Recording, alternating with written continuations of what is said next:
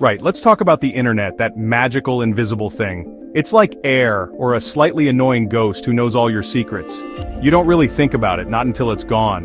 And if it vanished for a whole day, oh boy, we treat it like an infinite utility, like a tap that will always gush forth with cat videos and angry opinions.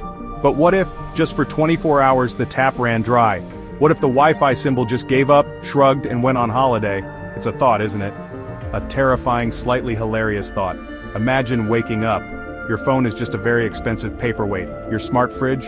Suddenly very, very stupid. No news updates, no emails from your boss asking for that report, just silence. A digital void. It's the invisible thread holding our very complicated, very modern lives together. And we've woven it into everything, absolutely everything. From how we say hello to how we launch, well, things that probably shouldn't be launched without a very stable connection. This isn't just about missing your favorite streamer, this is about the fundamental wiring of our world. Think about it.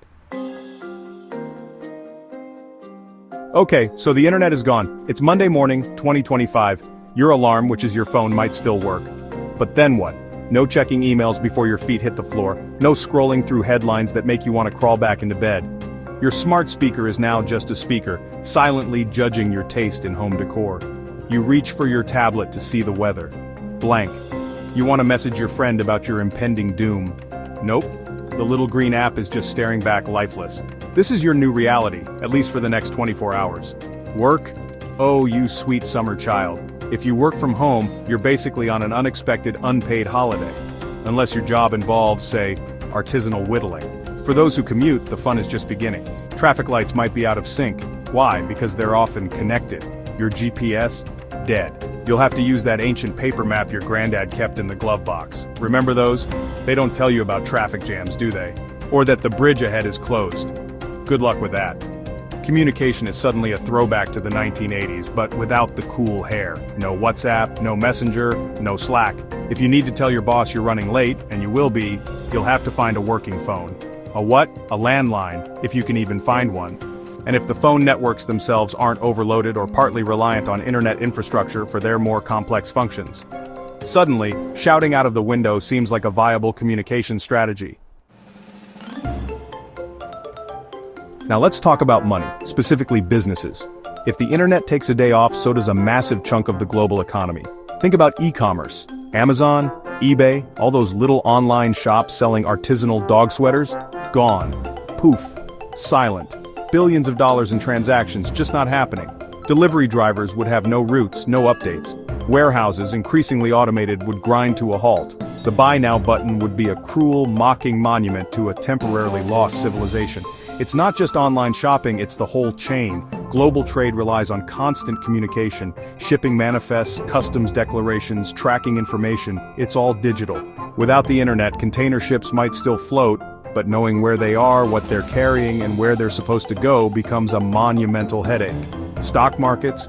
Many would likely have to close. High-frequency trading, which is basically computers yelling money at each other, would be impossible. The financial sector would be holding its breath, hoping the plug gets put back in very, very soon. This is big, really big. Alright, this is where it stops being amusingly inconvenient and starts getting genuinely scary. Emergency services. You know, the people you call when things go very, very wrong. Fire, police, ambulance. They rely on the internet more than you might think. Computer-aided dispatch systems, they need networks, GPS for ambulances and fire trucks to find you quickly, needs a connection, accessing medical records in an emergency, often digital. This is a huge problem, a life or death problem. Imagine there's a fire. Someone calls the emergency number. If the phone lines are even working reliably, the dispatcher might take the call. But then what? Coordinating response units becomes a nightmare. Instead of instant digital messages, they're relying on radio systems that might become overwhelmed, or worse, systems that have internet-based backhauls. Finding the fastest route to an emergency? Forget sophisticated mapping. It's back to paper maps and local knowledge, which takes precious time. Seconds count, and we'd be losing a lot of them. Section 5. Look! A human! The shocking joy of talking to people. Okay, so the world is a bit of a mess. Businesses are flailing, your GPS is having an existential crisis. But, and hear me out, there might be a tiny, flickering silver lining in this digital darkness. I know, I'm as surprised as you are. What happens when you can't stare at your phone all day? You might, and this is a radical thought, look up. You might see other humans. You might even talk to them, face to face, like in old movies. It's a wild concept. Think about it. No more doom scrolling on the bus. People might actually make eye contact. Awkward, yes, but potentially humanizing. Families at home with no screens to retreat to might rediscover the ancient art of the board game, or just sit in the same room and blink at each other. But it's a start. Neighbors, unable to message the community group about a lost cat, might actually knock on doors. Imagine that. Real, actual interaction. It sounds terrifying, but it could happen. The constant pressure to be online, to be responsive, to curate your digital self, it would vanish. For 24 hours, you're just you. Section 6, Beyond the Screen, Rediscovering Analog Adventures. So, we've established you might accidentally talk to another human. Progress. But what else could bloom in this internet-free wasteland? Well, for starters, boredom. And boredom, my friends, is the unsung mother of creativity. When you can't passively consume endless content, your brain might actually start, thinking. It might say, hey, remember that dusty guitar in the attic? Or those paints we bought with good intentions? This is your chance, people. Your chance to be mildly interesting. Suddenly, local parks might see a resurgence. People desperate for any stimulation might go for a walk. A real walk. Not just to hatch a digital egg on a game, they might notice trees, birds, the slightly unsettling graffiti on the park bench. It's all part of the rich tapestry of offline life. Libraries, those ancient temples of physical media, could become unexpected social hubs. Assuming their cataloging system isn't entirely online. Okay, maybe just borrow a book if you can find your library card. Section 7. When the world stops clicking, the bigger picture of panic. Let's zoom out a bit. We've seen the personal chaos, the business blips, the emergency scares. But what about the bigger global systems? The ones that hum along quietly in the background, utterly dependent on the internet. Think about air travel. Modern air traffic control is a symphony of data. Flights are tracked, rerouted, and managed through complex networks. If that goes dark, planes can still fly. Pilots are incredibly skilled. But managing the sheer volume of air traffic safely becomes a Herculean task. Expect grounded flights, everywhere. Then there's the supply chain, on a macro level. We touched on deliveries, but this is bigger. International logistics, manufacturing processes that rely on just-in-time data, global financial settlements between banks. These aren't just delayed, they're thrown into disarray. The interconnectedness that usually makes things efficient suddenly becomes a massive vulnerability. A single day of this could cause backlogs and disruptions that take weeks, if not months, to untangle. It's like a global constipation of commerce. Not pretty. Section 8. What we learned while the cat videos slept. So, the 24 hours are up. The internet flickers back to life. Your phone explodes with a year's worth of notifications in 2 seconds. What did we learn from this brief, terrifying trip to the digital Stone Age? Well, lesson number 1, glaringly obvious, we are incredibly, perhaps dangerously dependent on this thing. It's not just a tool anymore, it's a utility, like electricity or water. And its absence causes not just inconvenience, but genuine systemic failure. That's a sobering thought. We'd probably learn a lot about our own habits. How many times did you instinctively reach for your phone, only to find it a useless brick?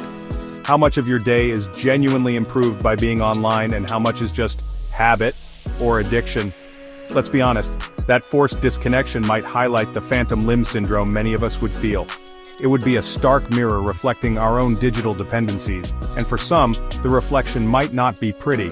Oh, so what my family looks like without a screen in front of their faces. Another key takeaway would be the importance of backup systems, real non-internet dependent backup systems, for businesses, for emergency services, for critical infrastructure. This outage would be the mother of all wake-up calls. Section 9, conclusion back online, but did we change the channel? And then, just like that, it's back. The internet returns, the memes flow, the emails flood in, the world breathes a collective, slightly shaky sigh of relief. But are we unchanged? After 24 hours in the digital wilderness, would we simply slot back into our old ways, or would something stick? Would we look at that Wi-Fi router with a newfound respect, or perhaps a little more suspicion?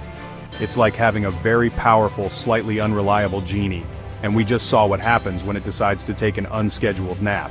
The immediate aftermath would likely be a frantic rush to catch up. Businesses would be in overdrive, trying to clear backlogs. But once that initial frenzy subsides, would our relationship with the internet be subtly altered? Perhaps we'd be a little more mindful of our usage. Maybe we'd finally back up those important files or write down a few key phone numbers, just in case the digital sky falls again. Small steps. This hypothetical day of darkness could spur innovation in truly offline solutions and more robust, decentralized systems. It might encourage a greater appreciation for analog skills and hobbies. It could lead to better preparedness plans at all levels of society, from individual households to national governments. The shock of such a widespread failure could, ironically, make our digital infrastructure stronger and our reliance on it a little bit wiser. Or, we'll just demand faster internet so we can forget it ever happened. Humans are funny like that. Ultimately, a 24-hour internet outage would be a profound lesson in humility.